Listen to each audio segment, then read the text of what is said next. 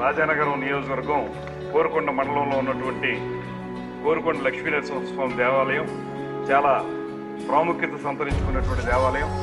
అదేవిధంగా అక్కడి నుంచి అన్నవరంలో సత్యనారాయణ స్వామి ఆలయం, సింహాచలంలో ఉన్నటువంటి ఆలయం, కాకినాడలో భావనారాయణ ఆలయం, ఇవన్నింటినీ కలుపుతూ ఒక ప్యాకేజీని నిర్వహించాలనేటువంటి ఒక ప్రొప అయితే ఉందండి. అదే కాకుండా మనకు మామూలుగా ధనుర్మాసంలో వైష్ణవులకి ప్రాముఖ్యత ఎక్కువ ఉంటుంది కనుక వైష్ణవాలయాలన్నింటినీ కలిపేటువంటి ప్యాకేజ్ ఒకటి, అదేవిధంగా కార్తీక మాసంలో శైవాలయాలన్నింటినీ కలిపేటువంటి ప్యాకేజ్ ఒకటి ఒక ప్రపోజల్ చేస్తూ ఉన్నాం.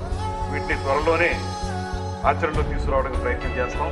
అదేవిధంగా గత ప్రభుత్వం 5 సంవత్సరాల కాలం కూడా పర్యాటక శాఖ మంత్రులు ప్రతిపక్ష నాయకుల్ని వ్యక్తిగత విమర్శలకు మాత్రమే పరిమితం అయ్యారు తప్పితే ఈ రకమైనటువంటి కొత్త ప్రపోజల్స్ అనేటువంటివి ఏమీ చేయలేదు. పర్యాటకాన్ని అభివృద్ధి చేయాలనేటువంటి ఆలోచన చేయలేదు.